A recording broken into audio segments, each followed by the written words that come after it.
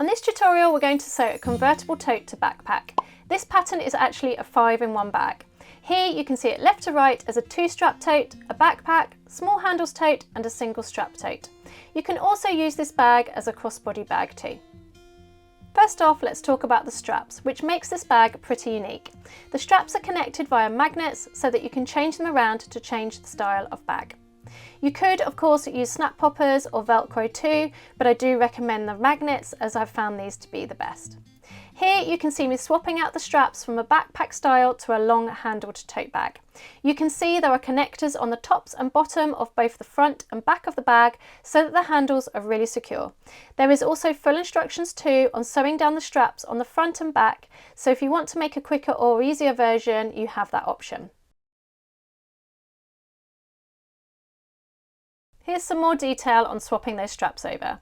So here I'm going from the backpack style to the long handled tote, and I'm using those top connectors to change them out. Next, I'm going to change it over to a 1-strap tote, and I'm using those side connectors, which you could also use as a crossbody bag. There are lots of features to this bag. On the front, we have a slip pocket which is secured with the front flap magnetic snap. We have 2 water bottle holders, one on each side, perfect for family days out.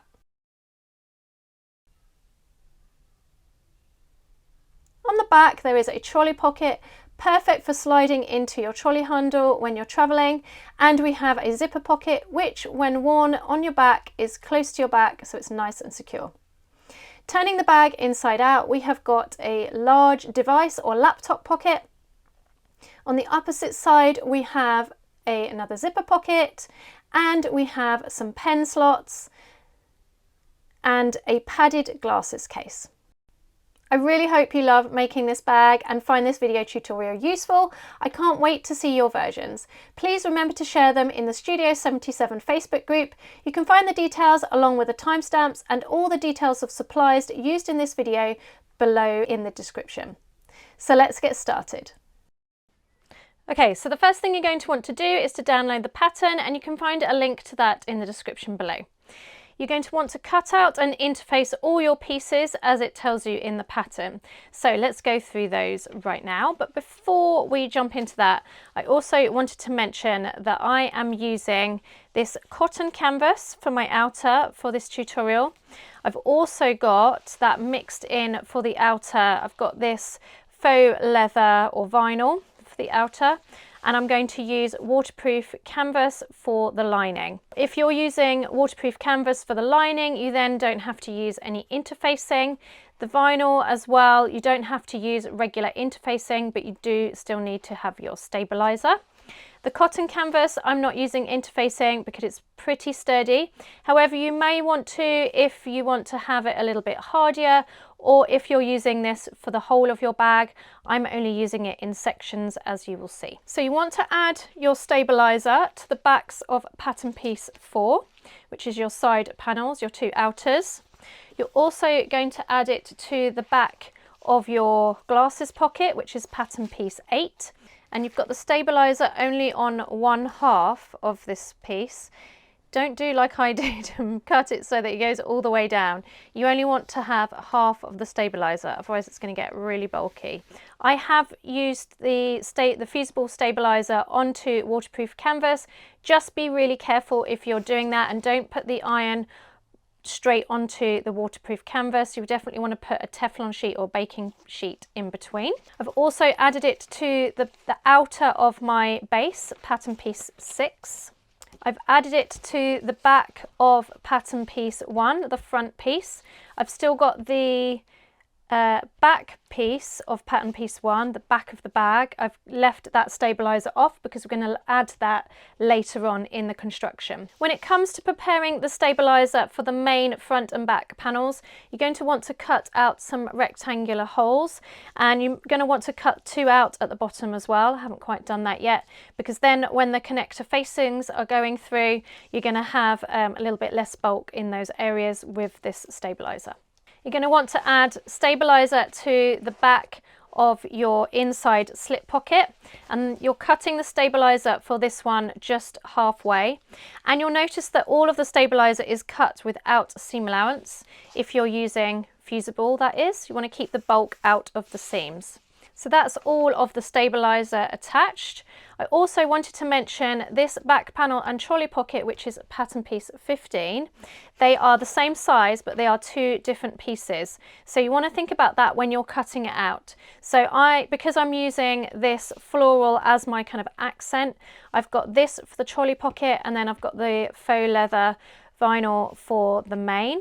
So just to have a little think about that, where you're going to place your accent pieces if you're having accent, unless you're doing it all the same fabric for your outer. So my accent pieces are this trolley pocket. I'm also doing the accent pieces for the bottle pockets on the side, pattern piece 5.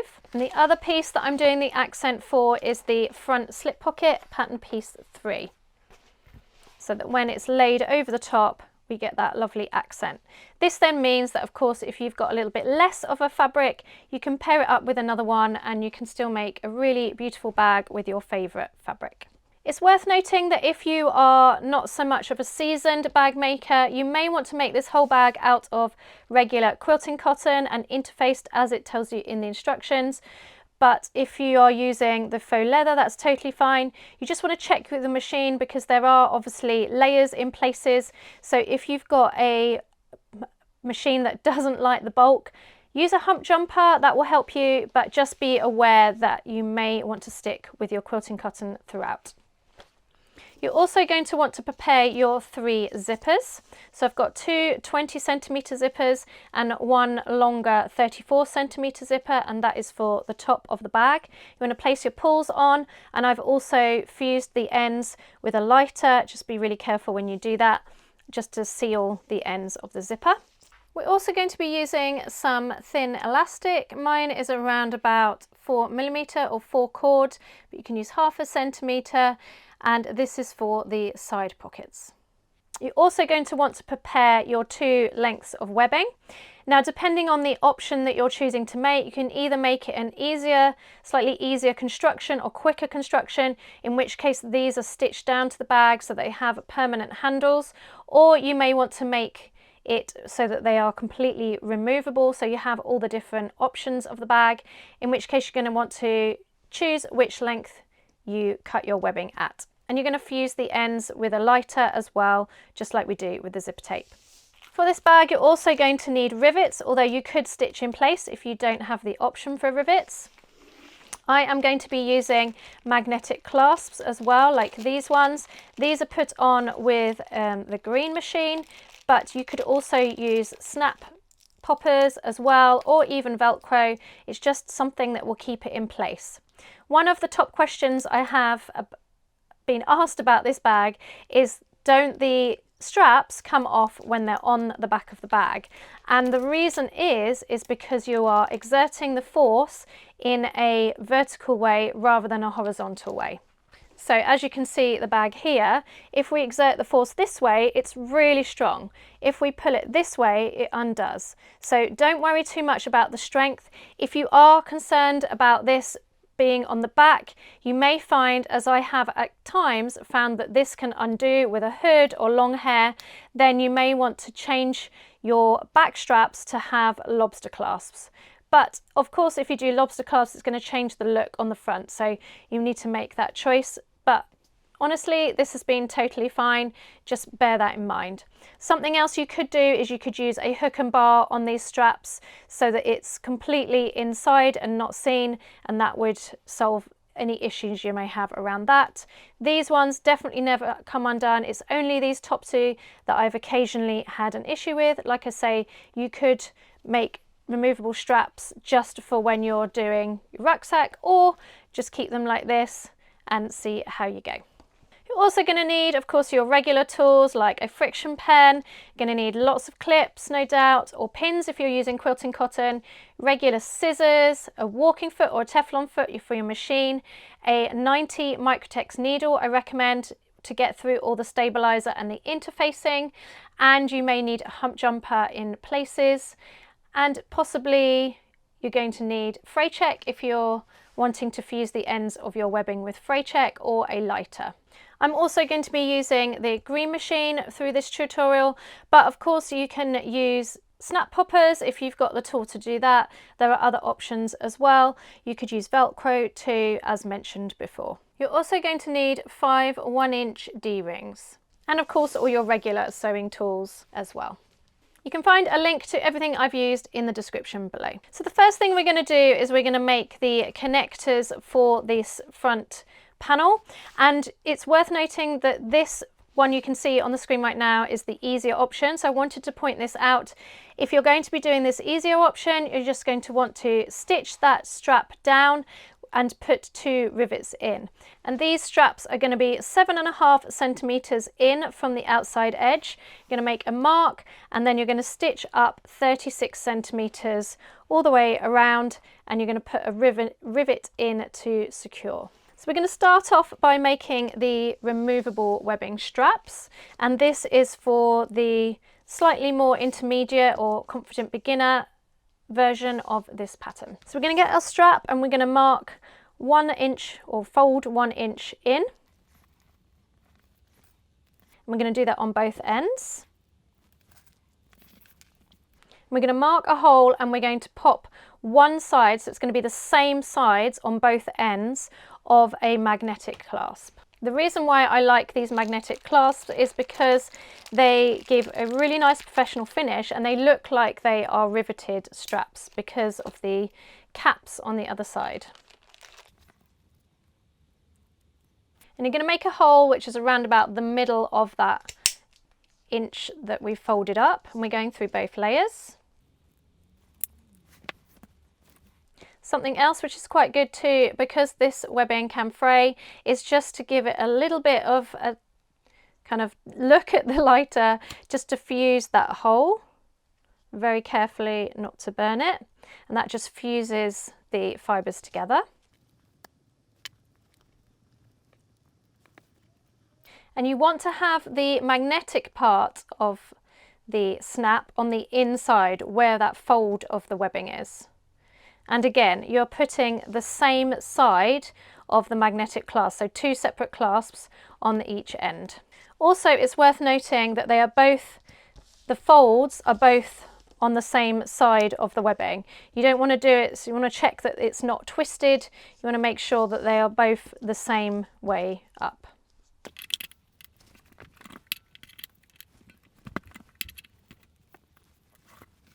While I'm here, I'm going to do the other strap as well in the same way.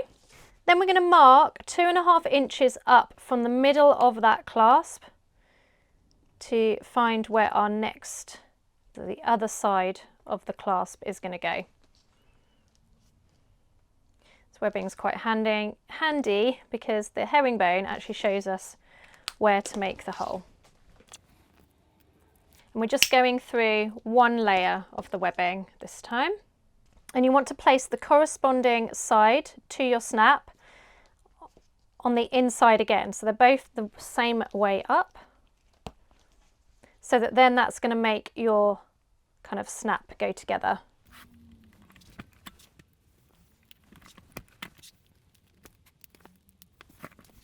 So that's 1 strap down. I'm going to repeat that with the other strap. So I'm going to pop those handles to one side because we're not going to need them now right until the end of the bag. And we're going to grab the handle connectors, which is pattern piece 13. Now, if you are doing the option A version of this bag, the slightly easier version or quicker version, then you're not going to need to do this. So find the timestamp in the description below and jump ahead to the next section. It's worth noting as well that the fabric I have chosen for this is the same as the main panel, so it'll kind of blend in more. But you can also do it so that it's contrasting like this, so it shows off the fabric a little bit more as a feature. So we're going to mark a line in the middle of this connector.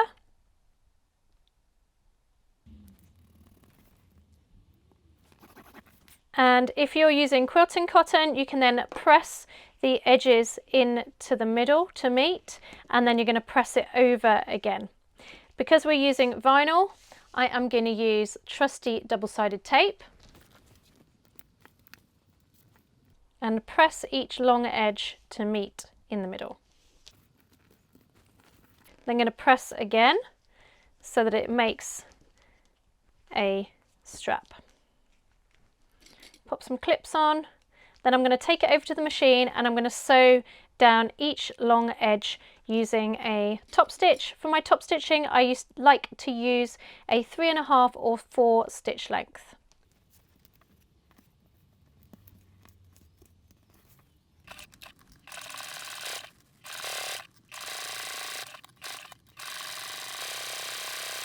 So then your strap connector is going to look like this. Then you want to repeat that for the other 3 so that you have 4, and we're going to pop them to one side as we make the holes. Okay, now we're going to move on to making the holes that these connector straps go into. So we're going to need our connector facings, which are pattern piece 12. And we're also going to need our main pattern piece 1, which is the front. And we're going to have, if you're using foam, you're going to want to cut out around where the connector facings go. You can find a template for where to cut on the pattern. And we're going to flip it over to the front. You're going to want to draw the rectangle onto the back of the connector facings. And then we're going to place this connector facing right sides together. And it's going to be 3.8 centimeters from the top, or 1.5 inches. That's where you're going to place on your connector facing, right side down. Now you may find, if you're using vinyl and waterproof canvas like me, that you can't put pins in. So we're going to use a little bit of our trusty double-sided tape. You just want to make sure before you do this that it is removable on your vinyl. If you're using like a faux suede or something, that's going to be a lot trickier to remove afterwards. So just make sure you can remove it and just place that there in place. Then we're going to stitch around that rectangle, and we're going to use, because I'm using vinyl, I'm going to use a number 2 stitch length, 2 millimeters. If you're using quilting cotton, you can go down on those corners to a 1.5 stitch length.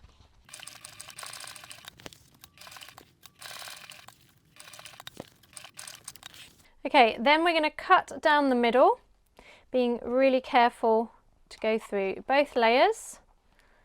This is when you find out how sharp your scissors are. And we're going to do a little kind of fork into each corner, being really careful not to cut our stitches. The closer you can get to your stitches, the better, because you'll get a crisper rectangle. Then we're going to push that whole thing through to the back. Get rid of that double-sided tape at this point. Okay, once it's through to the other side, you're then going to push that connector facing so that it's going towards the outer edge, like so. So you've got both pieces facing that long outer edge, so that then you've got a hole. With the idea being that we're going to be pushing that connector strap into that hole, and it gives a really nice seamless hole effect. But before we do that, we're going to repeat that on the other side with exactly the same measurements. Okay, so now we're going to get one of our strap connectors, and we're going to make sure that the fold is at the top rather than the seam, which is at the bottom. And we're going to feed it into those holes that we've just made. And you should have around about 2 centimeters at each end of excess.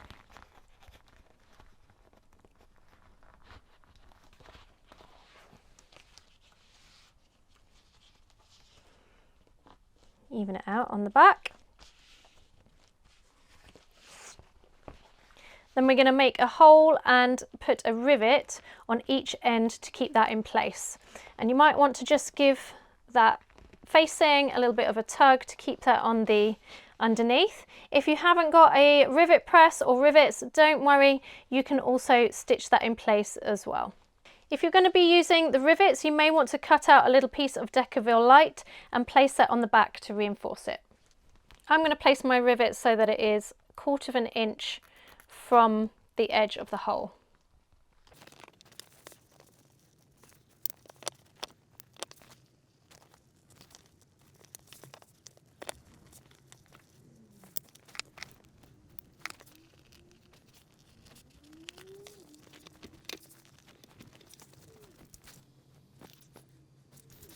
Now we've got those 2 rivets in place, we're then going to pop 2 more rivets, and these are going to be 4 centimeters from the edge of the hole.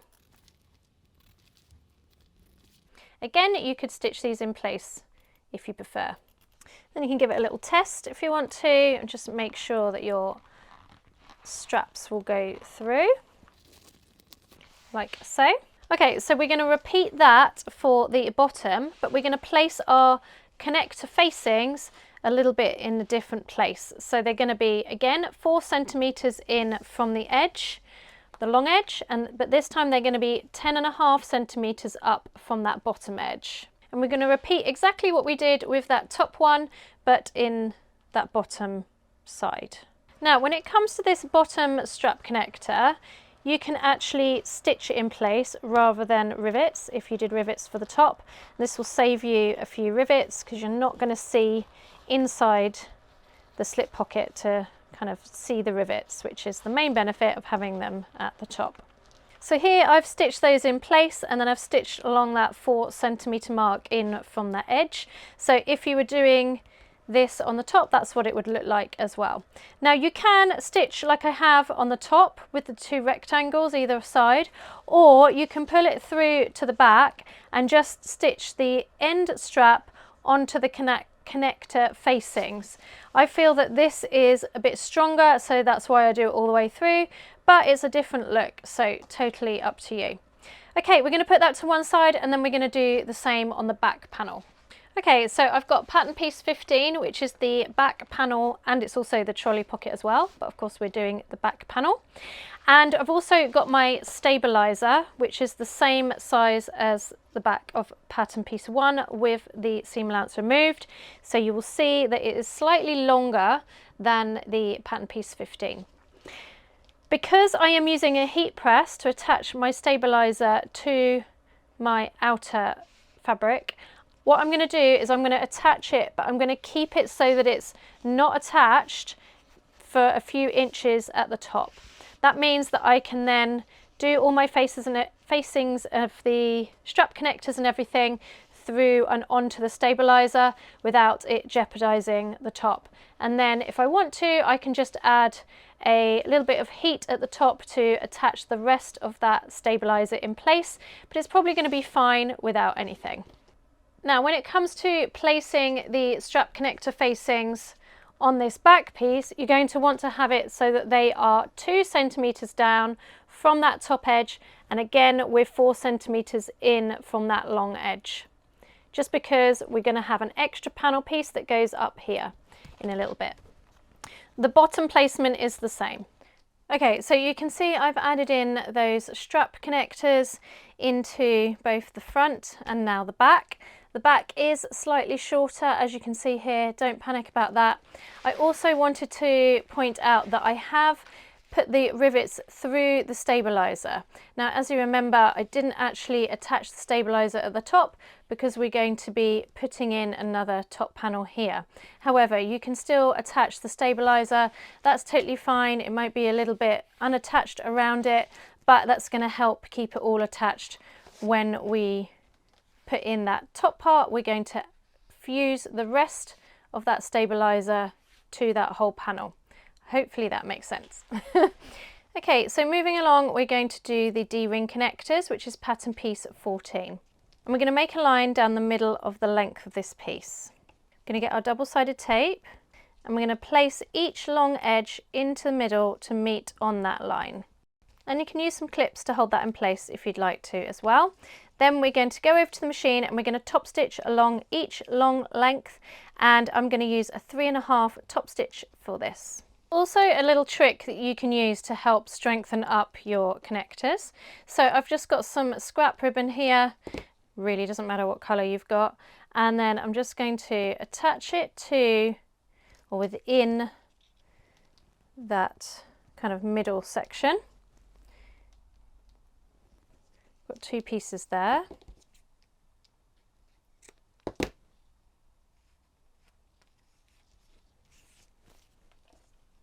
The double-sided is keeping that in place. I'm going to put some more double-sided on top.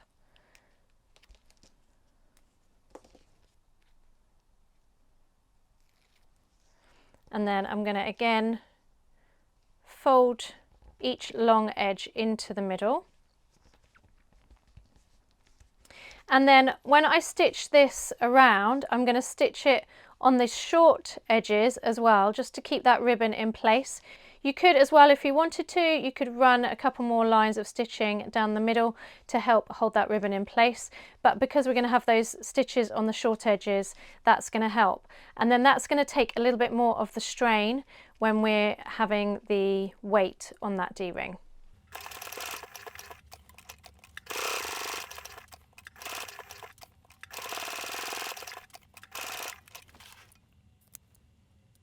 I'm going to place a D-ring onto the strap or the connector and pop a clip to hold that in place, and then we're going to repeat that for the other 4 pieces.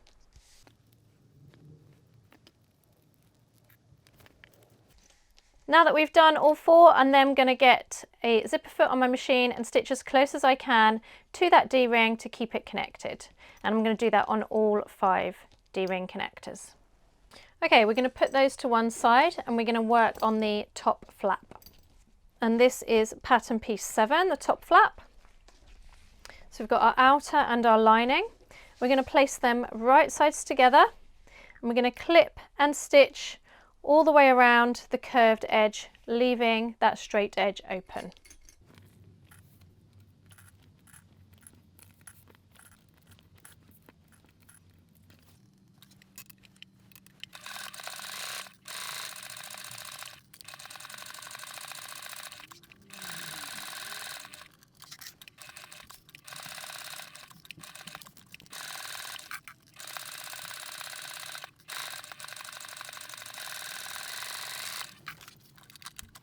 Okay, so I've stitched around there, and a really easy way to trim off the seam allowance is to use pinking shears. If you don't have pinking shears, just snip down the seam allowance to halfway. So it's 1 centimetre seam allowance, so we're going to cut it down to 1/2 centimetre, and you're going to need to take out little triangles as you go around those curves to help it when we turn it through.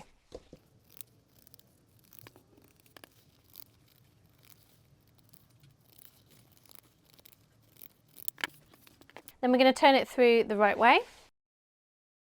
If you're using quilting cotton at this stage, you're going to give that a good press.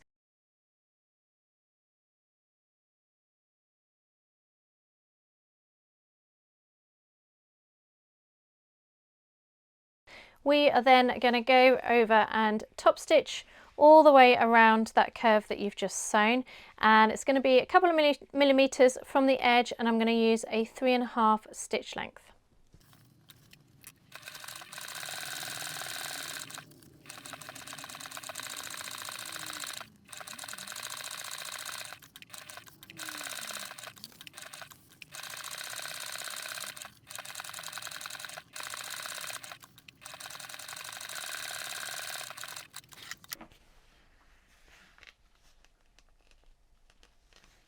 Okay, so when it comes to the magnetic snap that goes on this flap that connects the flap to the slip pocket like this,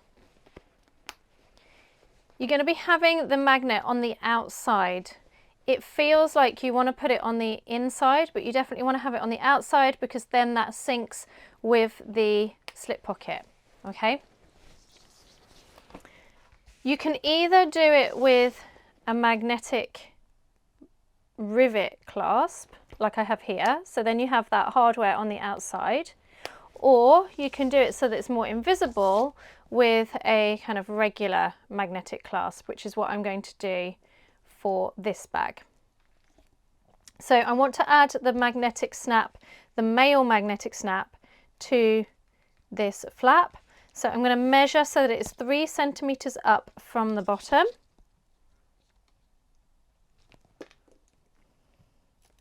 And it's going to be centered.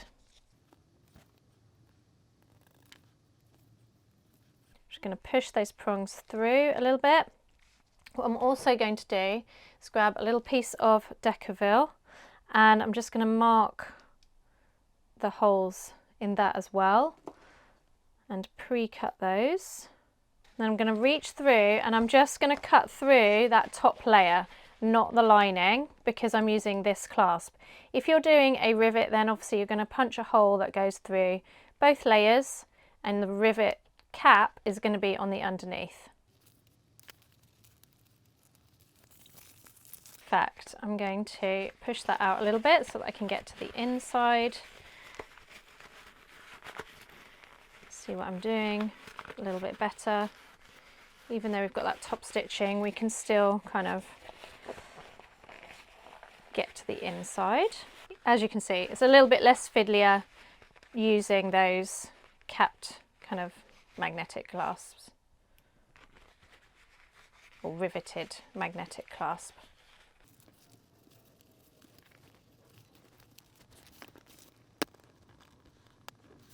I don't recommend you do this with your dice scissors. These are kind of just for cutting zips and this kind of thing. I'm also going to use a small piece of gaffer tape on the back just to hold those prongs in place and to stop any wear and tear with the prongs poking through.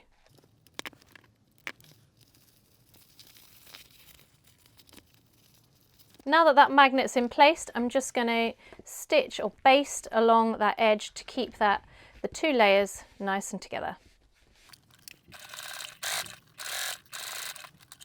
Then I'm going to place that flap right side down, and I'm going to grab a pattern piece 16, which is the top of back, and I'm going to place that right side down.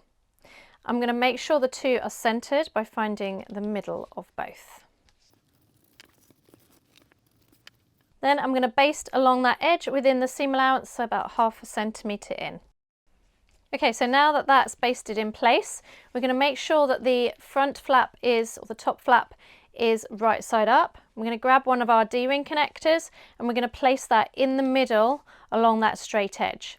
Now we want to make sure that there is 2 centimetres overhanging the top from that bottom seam line. So I'm just going to make a quick check. Make sure it's in the middle.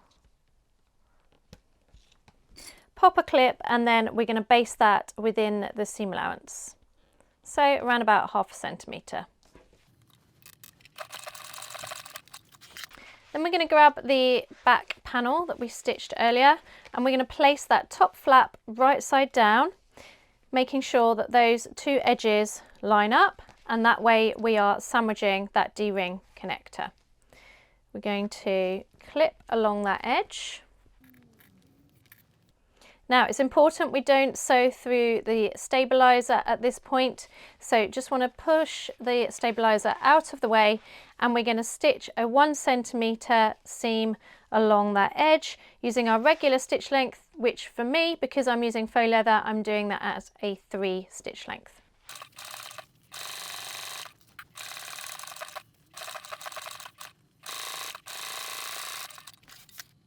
Now that's stitched in place, we're going to flip it so that the D-ring connector is facing down towards the bottom of the bag, so that it looks like that.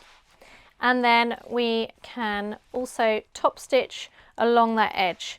Now, just like with the last seam, you may want to use a hump jumper on this. You're going through quite a few layers, even if you are using quilting cotton. So this is an optional step.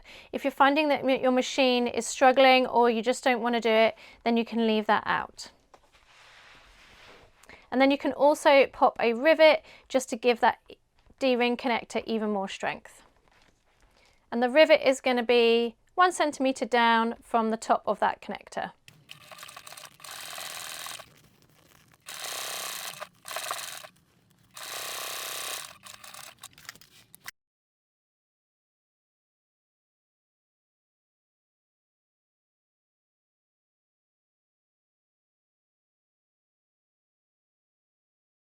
Okay, we're going to pop that to one side, and we're going to work on the front slip pocket.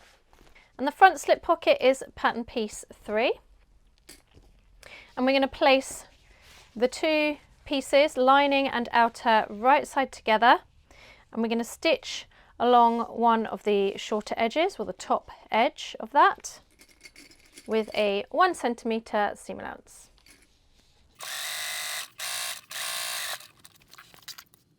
Then I'm going to open that up and place the fabrics wrong sides together.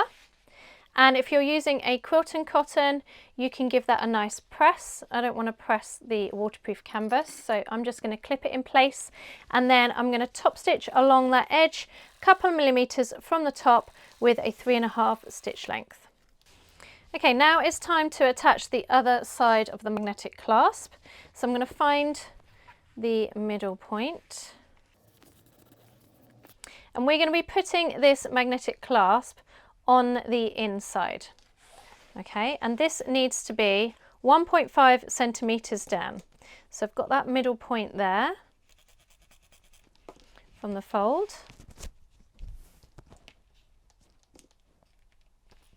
So the middle of the clasp is going to be 1.5 centimeters down.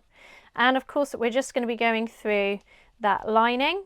If you are doing a riveted magnetic clasp, then obviously you're going to go through all the layers.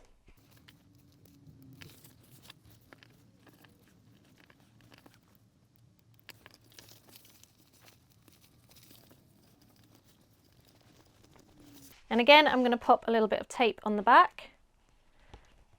Keep those prongs in place and protect the front piece fabric, because then the front flap is going to go inside and connect onto that magnet like so.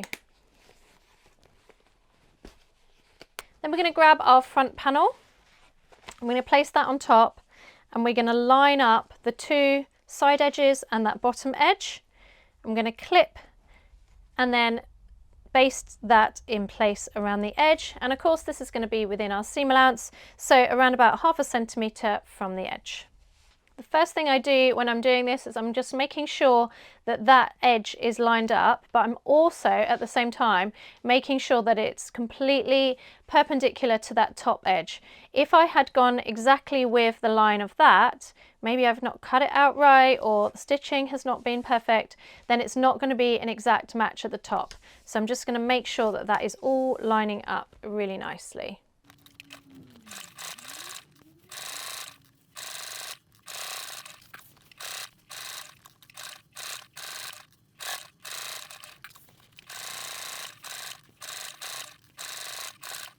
So that's nicely basted in place. We're going to move on to the back panel and the trolley pocket.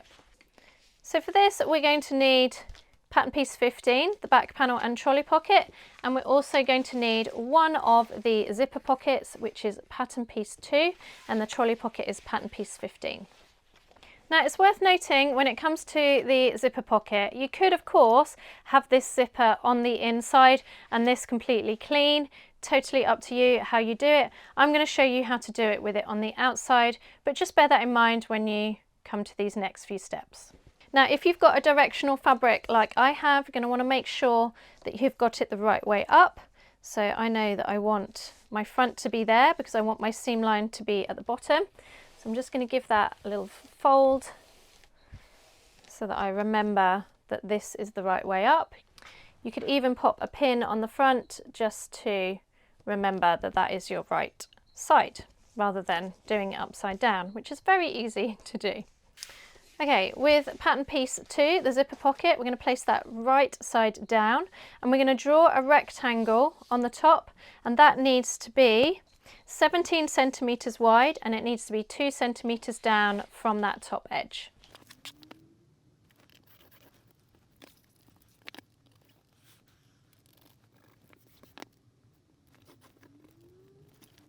So that rectangle is 17 centimeters wide by 1 centimeter high. We're then going to get our pattern piece 15 so that it's right sides up. We need that fold, so I'm just going to make sure I've got that really nicely in there. Pins come out, but that's okay.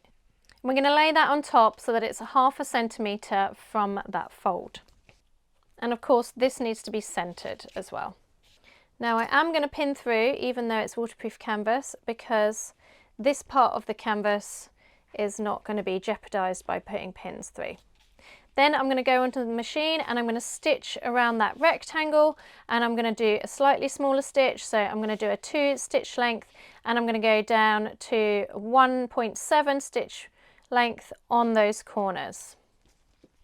This is going to give you a really nice crisp rectangle when we turn it through in a little bit.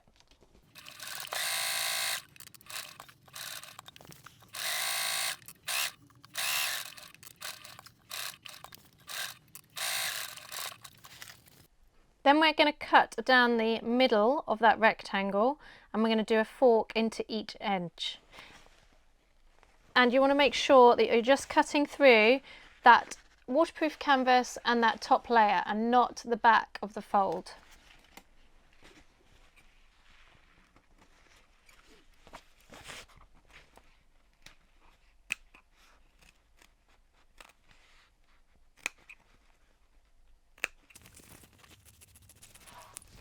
Almost put the zipper pull that I wanted on the inside on the outside, so I'm just going to grab the other one. Okay, so then we're going to push that zipper pocket through to the back. Double-sided tape for later. If you're using quilting cotton, you can give that a little press. I'm just going to give that a finger press for now.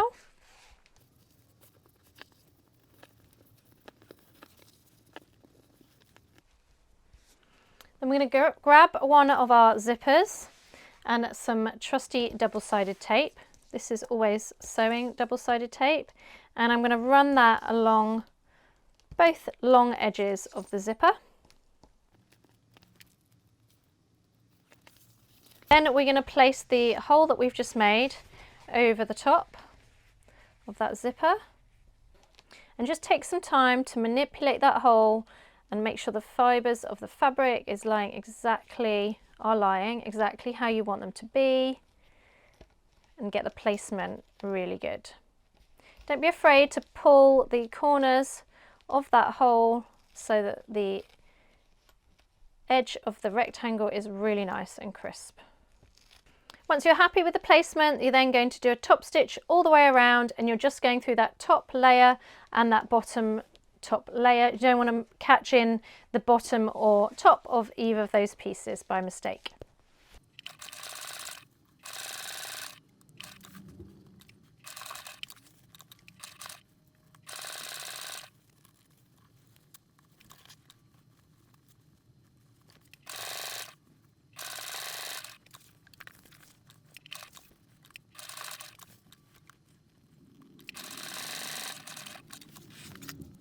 Then we're going to turn it over, and we're going to fold up that zipper pocket so that it matches up with that top edge.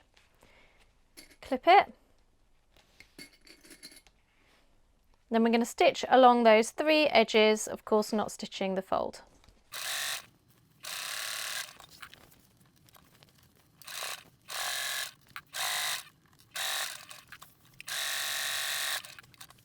Okay, so now that that zipper pocket is completely done, we're then going to place the trolley pocket panel right sides together, and we're going to stitch along that bottom edge, and that is going to be with our 1 centimetre seam allowance.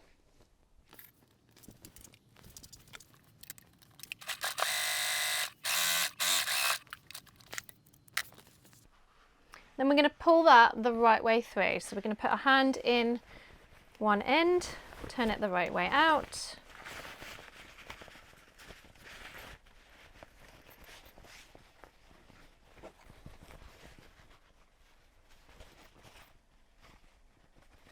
Make sure that zipper pocket is lying really nice. Then we're going to give that a quick press, making sure that that bottom seam that we've just stitched is really nice and crisp and completely on the bottom, like so.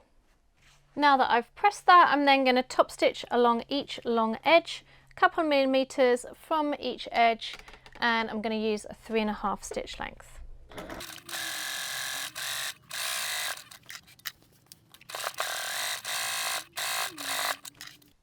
Okay, so I've top stitched that, and now I have laid this on top of the back panel, and I've laid it so that it's 10 centimetres or 4 inches up from that bottom edge. I've clipped along the 2 short edges, and I'm going to baste around about 0.5 centimetre from the edge.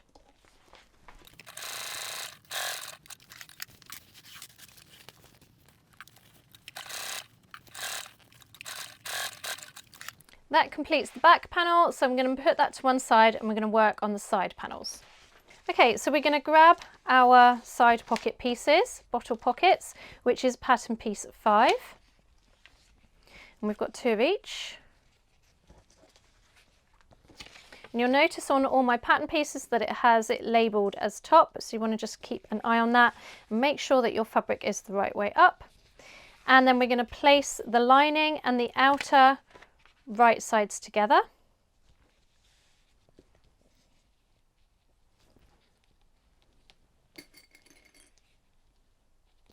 I'm going to clip and stitch along that top edge with a 1 centimetre seam allowance. Then we're going to open that up. You're going to press it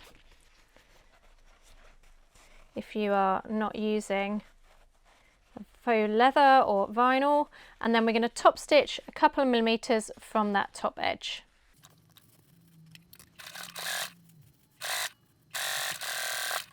Then we're going to do a second line of stitching, which is 1/2 inch from that first line.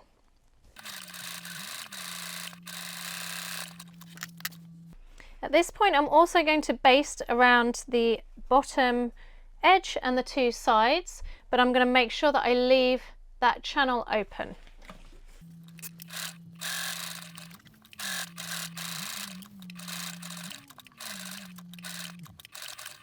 Okay, we're going to cut a length of elastic which is 8 centimetres. Feels like it's really small at first, but it does really help to gather in the top of this pocket. You're also going to need a safety pin, and we're going to push that safety pin inside.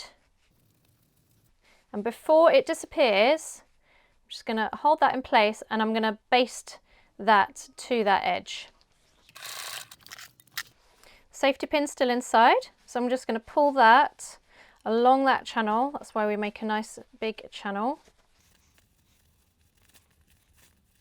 so that it comes out on the other side of the channel. Just going to snip off that thread, and then very carefully you want to take the safety pin off so it doesn't disappear, and we're going to stitch that, baste it in place along this side.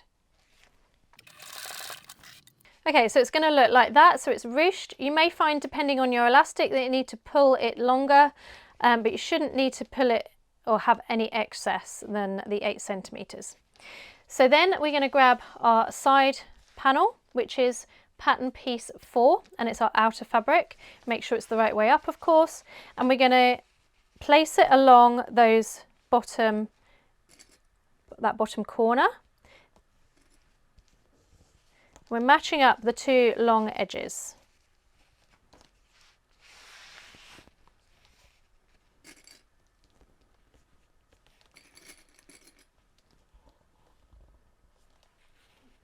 You will notice that that bottom edge doesn't match up. So what I'm going to do, before I baste it, I'm going to do this bottom pocket.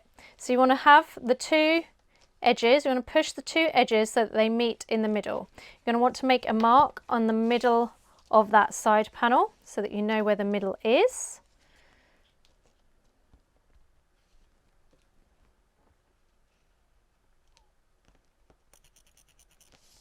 And we're going to push each edge in to meet it. Then we're going to flatten it down.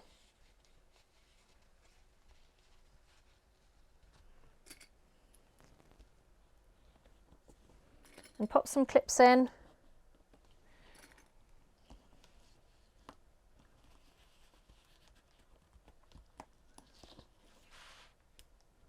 So that it looks like that. Then we're going to baste around those 3 edges.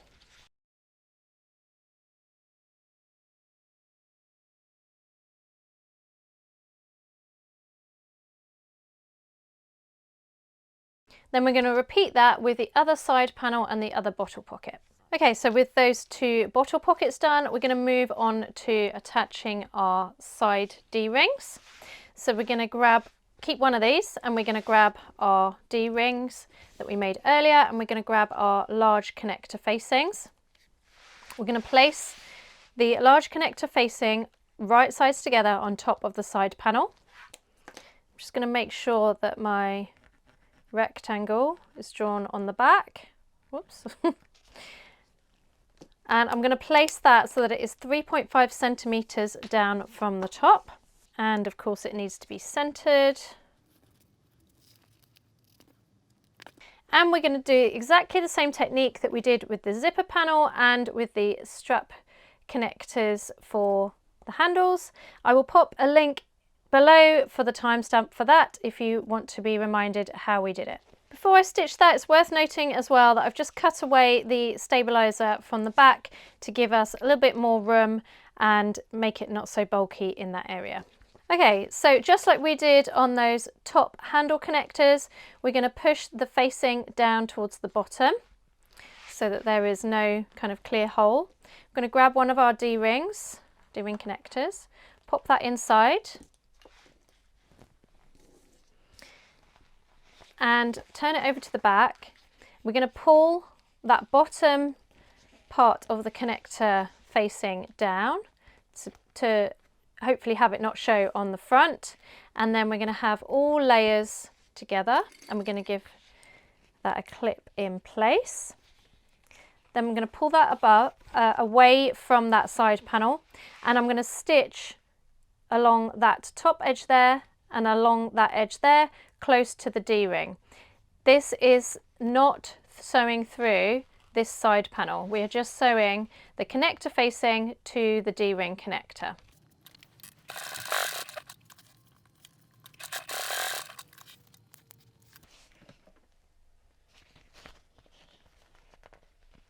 Then I'm going to pop a rivet in there in the middle of that hole, and it's going to be 1 centimeter down from the hole.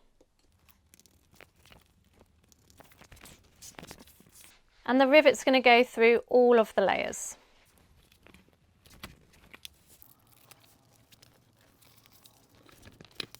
So that's our side panel complete. I'm going to repeat this whole process on the other side panel.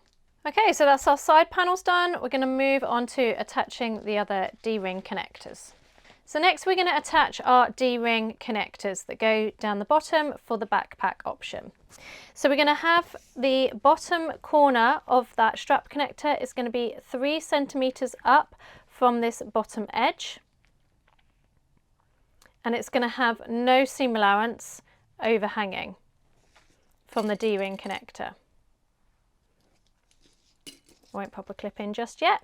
And then that top edge is going to be 1.5 centimeters overhanging. So you can see it's at quite an angle. Then we're going to pop a clip in and we're going to baste within the seam allowance, so 0.5 centimeter from that edge. And we're going to repeat that with the other side and the other D-ring connector. So it's going to look like this. Now you have done all of the outer panels, well done. Now it's time for a well-earned tea break. Otherwise, let's keep going. Okay, with those sewn up, we're now going to move on to the lining. So we're going to pop those to one side, and we're going to start with the pen pocket, which is pattern piece 10. And we're going to fold that right sides together, matching up the two short edges. And we're going to stitch around those 3 open sides, but we're going to leave a turning gap of around 2 to 3 inches on one side.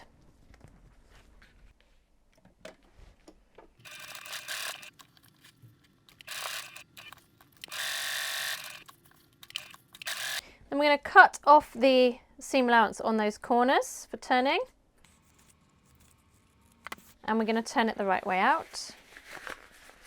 If you're using quilting cotton, you can give that a quick press, and you're going to want to press under the seam allowance that is open on that side. Then we're going to top stitch along the folded edge, which is our top edge. Okay, so I've stitched along that top. I'm just going to pop that to one side. Then we're going to grab pattern piece 8, which is our glasses pocket, and we're going to do the same as we just did. So it's right sides together. I'm going to clip around and stitch just like we did before, leaving a turning hole along one side. Just like with the pen pocket, I'm going to cut off the excess seam allowance on those corners and turn it the right way through. A little bit trickier because we've got that stabilizer in there. Then again, we're going to top stitch along that fold edge for the top. You could also, if you wanted to, you could quilt this piece too. Okay, so now that I have top stitched on the glasses pocket, I've just placed that on top of pattern piece 1, and I've placed them so that they are 3 inches or 1 3/16 of an inch from each edge. I have placed them so that the opening of the turning hole is on the inside, but of course you can do it either way. And I have used a little bit of double-sided tape to hold it in place for when I sew, because I'm using waterproof canvas. If you're using quilting cotton, I wouldn't worry, I would just pin it in place. I'm just going to fold that double-sided in half so that it is less likely to be on the inside of the pocket. And I'm going to go over to the machine and I'm going to sew around those bottom edge and the 2 sides on each pocket, making sure that when I come to that turning hole, I'm pushing that under and stitching that nicely in place.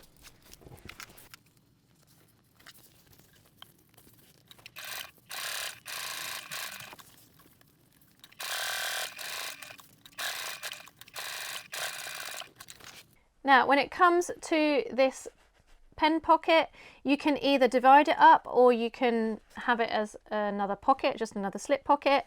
I have divided it up, so I'm just going to do 1 pen slot, but of course you can mark across with 3 centimeters as much as you want, or have it as one big pocket. So now those pockets are in place, we're going to move on to putting in our zipper pocket, which goes above those 2 pockets we just stitched. So we're going to grab our final pattern piece 2, our zipper pocket, and we're going to make sure we've got our rectangle drawn on just like we did before. So we're going to measure 2 centimeters down. Oops. And it's going to be 1 centimeter width rectangle. Find the middle, and then it's going to be a 17 centimeter long or wide hole. And the top of our pen pocket lining is here, or pocket lining is here, and we're going to place our zipper pocket lining, our pattern piece 2, 2 inches down from this top edge, or 5 centimeters. And actually we want to make sure we've got the middle and the middle so we can line the 2 up.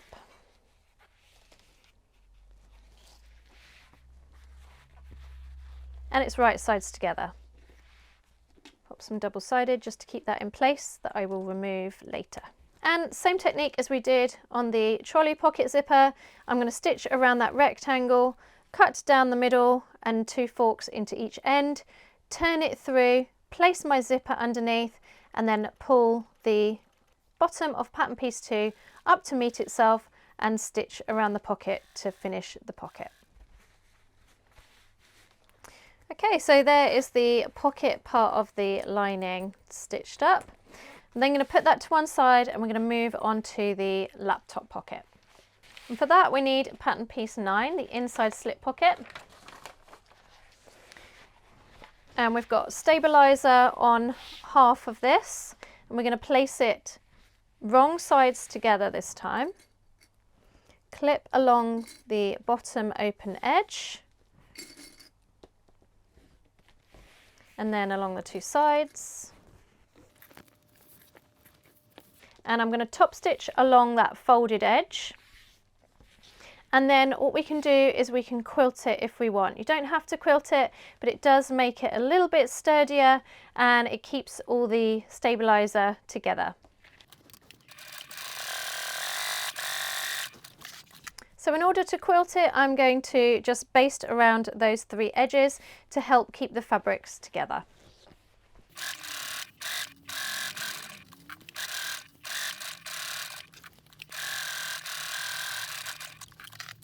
Now I can mark on my diagonal lines. Of course you could do it horizontal and vertical, totally up to you. I like to use my 45-degree line on my ruler for my first line. I'm just using chalk. You could use a friction pen. Found that friction pens aren't super great on waterproof canvas, but you may find it's better on yours. And I'm doing 1.5 inches going across.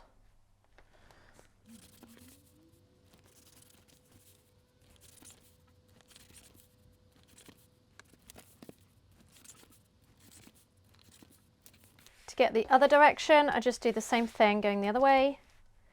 Turn the ruler and the work. Make my first line.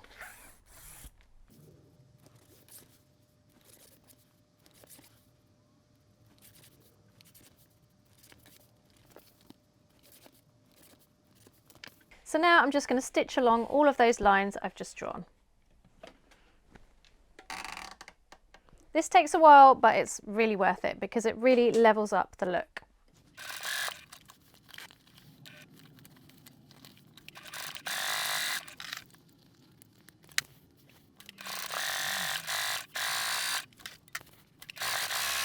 With that quilted, we're going to grab the other pattern piece 1 lining, and we're going to match it up along the bottom edge and the 2 sides. So we've got our top there.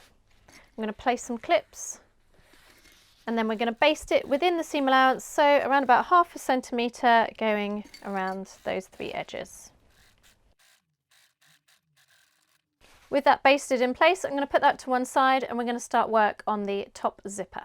So the first thing we're going to do is we're going to put a zipper end onto our zipper, and we're going to need pattern piece 18 for this, or you could use a metal zipper end, in which case you're going to skip ahead a little bit.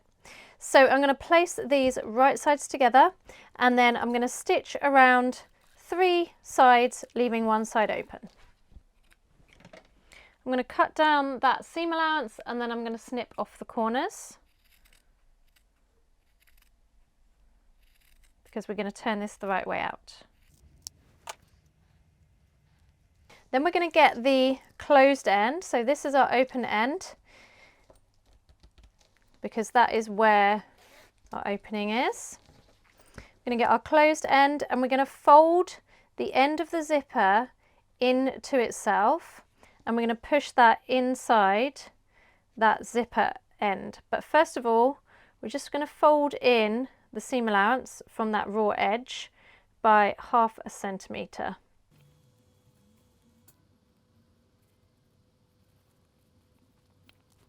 Then we're going to stitch around the 4 sides, top stitching with 3.5 stitch length.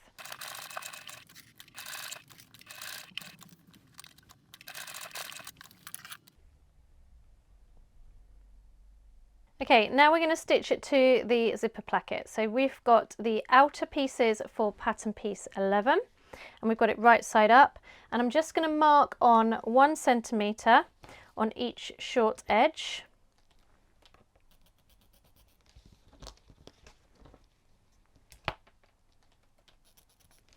Then we're going to put some double-sided tape along the edge of pattern piece 11. And we're just going to place it within those marks.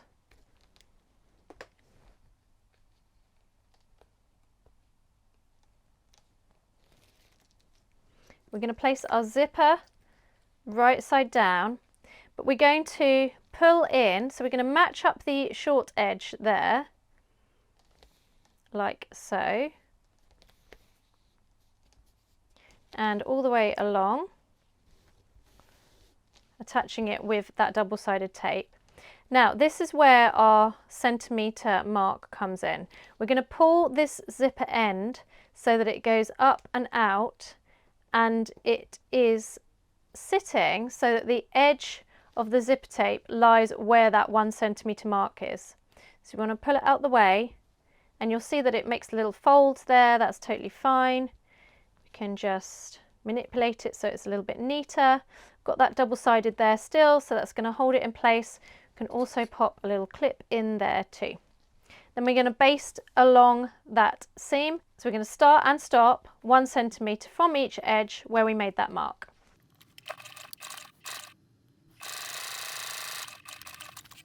It's worth noting as well that this is a 1/4 inch seam allowance along this zipper edge, so we're going to be stitching or basting with around about 1/8 of an inch.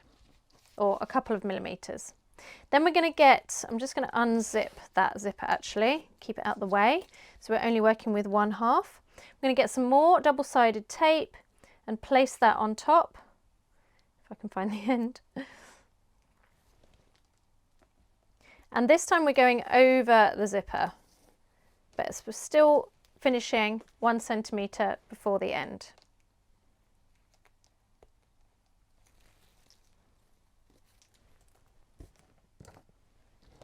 We're going to lay our lining piece right side down on top, sandwiching that zipper tape, matching up that long edge.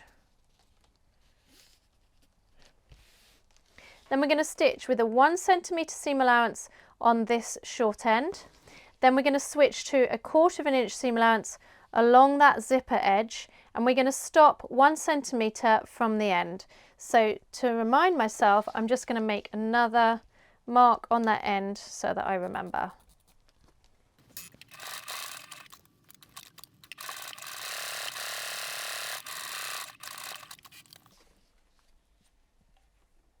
Now I'm carefully going to cut off that corner, but I'm going to make sure that I do not cut that zipper tape. That's really important. Probably going to want to take away a little bit of the double-sided. We do not want to be cutting away that zipper tape. And I've just cut off the seam allowance along that top short edge as well. Then we're going to turn it the right way out. So we've got wrong sides facing. Pop some clips along that open edge.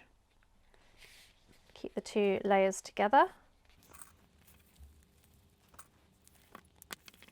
Now this raw end here, this short end, we're going to fold that seam allowance under, because remember we stopped 1 centimeter from the edge, matching up the back and the front and folding it neatly inside.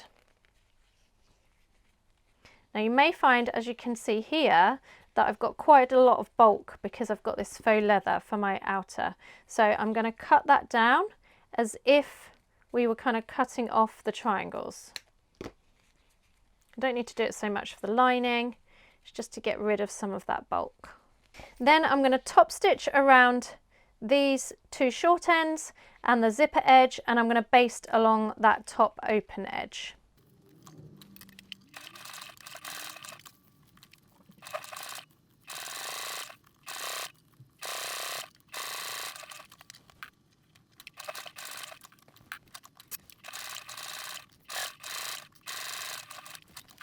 Okay, so now I have done 1/2 of the zipper placket. I'm then going to repeat the process for the other 2 pattern piece 11s, the outer and the lining, and the other side of the zipper.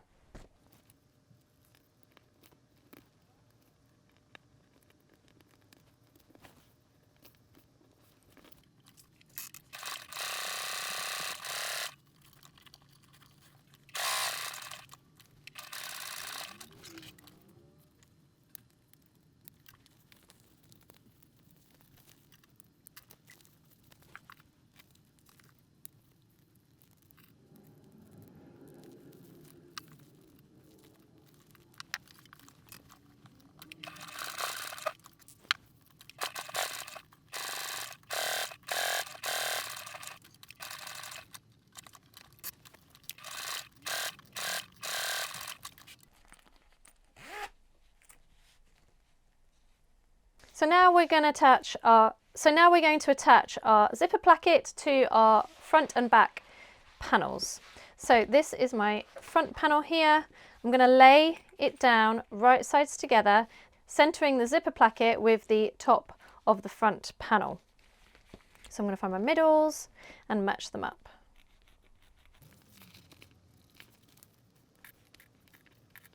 And I'm going to baste that in place. Now you can have the zipper opening whichever way you'd like to have it. I'm having it so that it closes on the left. Then we're going to grab our back piece and we're going to do the same. So right sides together, making sure that that flap is completely out of the way. We do not want to be catching that. And basting it in place.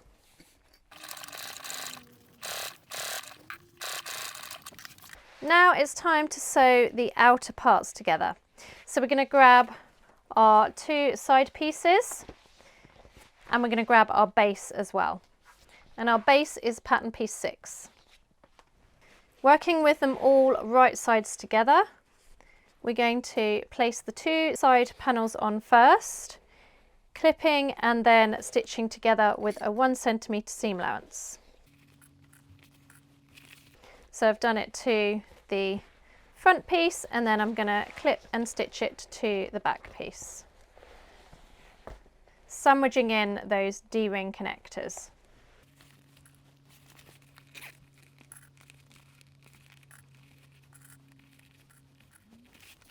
When we start sewing, we're going to start 1 centimetre down. We can see that with the stabiliser, so that's a lot easier to see. That's going to make it easier to sew on the base in a minute.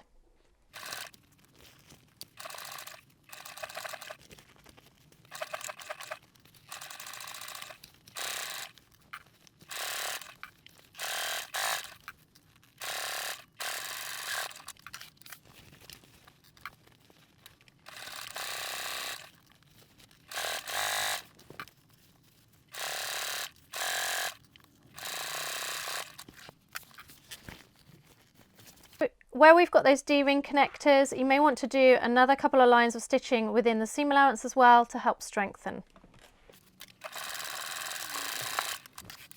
So I've added on 1 side panel and then I'm going to add on the other. Of course, you're going to make sure that the top is at the top and the bottom of the pocket is towards the base.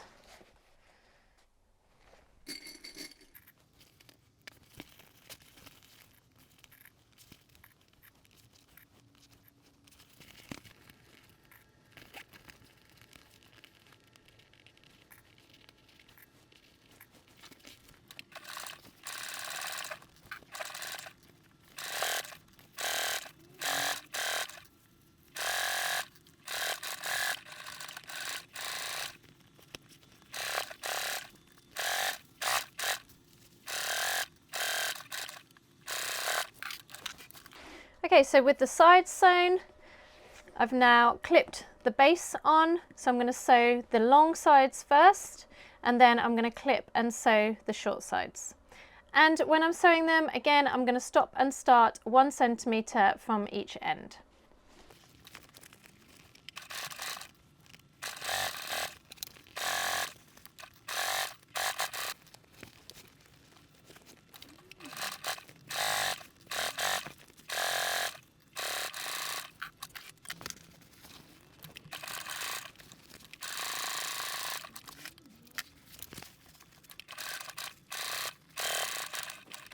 Okay, so with that sewn, you may be really excited to hear that that is the hard part over.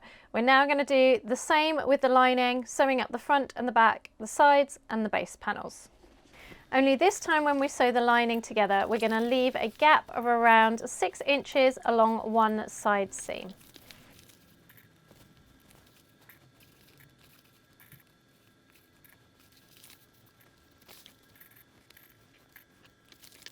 Okay guys, we are so nearly there. We are now going to sew the lining to the outer bag. So we've got the outer right side in, wrong side out, and then we want to have the lining right side out.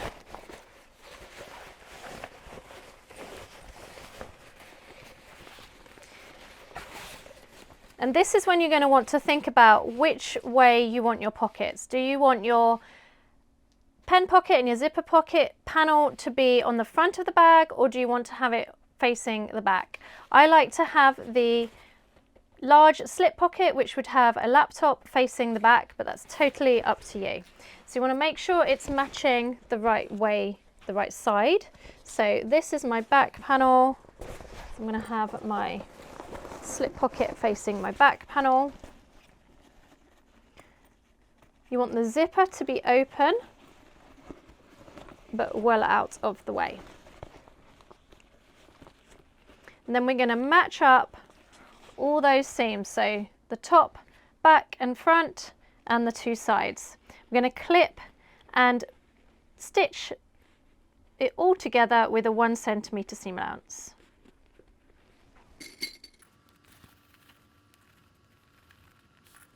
And I open up those seams as I sew them so that they are pressed open. Another option on these seams would be to nest the seam, so push the outer one way for the seam allowance and the lining the other way for the seam allowance. And that works well if you're using fabrics that are the same weight, so it's all quilting cotton, that kind of thing.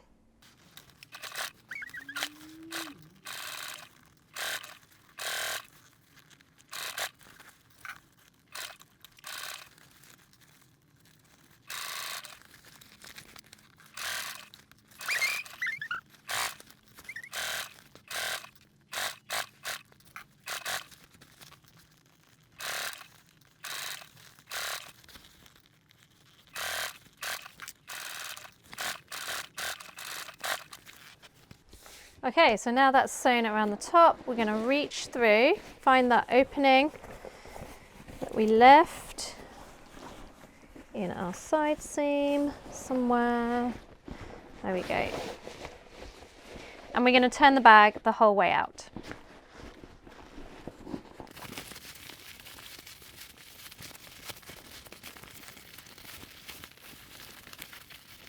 Then we're going to push the lining back inside the bag. Check that our top edge is nice and neat. Then we're going to pull the lining out and we're going to stitch up that hole that we had earlier, the birthing hole. You can do that by hand or by machine. Of course, it looks a bit neater when you do it by hand.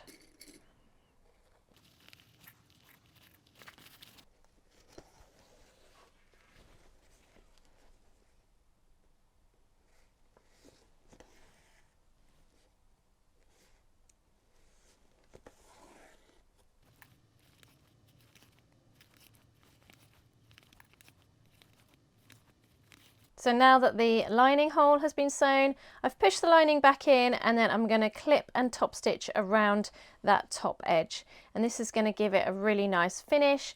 Just be careful if you are sewing through all vinyl like I am, that your machine can handle it. And then we have one final step to do.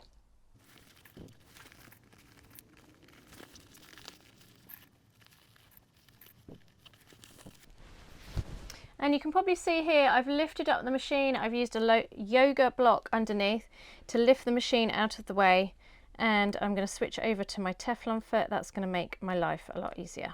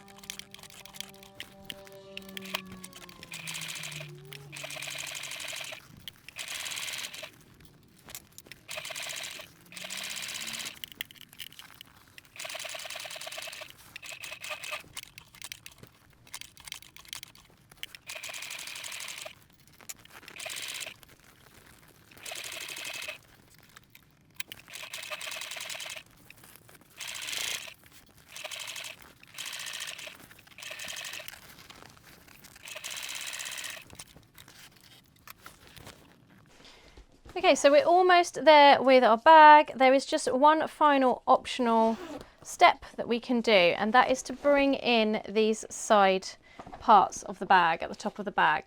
So we can either leave it as it is, which is totally fine, or if you don't like that gap so much, you can pull that in. And on the instructions it tells you to do stitches. I am going to put a rivet in because I know that this is a lot of layers to go under my machine. So I'm going to pop a smaller rivet in the middle of those two side panels just to pull it in and lessen that gap as much. It doesn't really matter how much you pinch this in. On the instructions I mentioned to do it at around about 1/8 of an inch going down to nothing, so it's almost like a dart like you would do in clothing. So it's from 1/8 of an inch at the top down to nothing, about 1 inch down. but I'm going to do a rivet. As I say, I'm going to do it a little bit further in because that doesn't give me too much room to play. So I'm going to do my rivet to be around about there. So you can see it just pulls it in at the top as opposed to being open. It's going to repeat that on the other side. So there you have it, your Maggie Switch. All you have left to do is to put those removable straps in whichever position you would like them, whether that be for a tote bag, over the shoulder. You can do that in two ways, just to have it as the handles, or you can have it as a backpack with the straps on the back.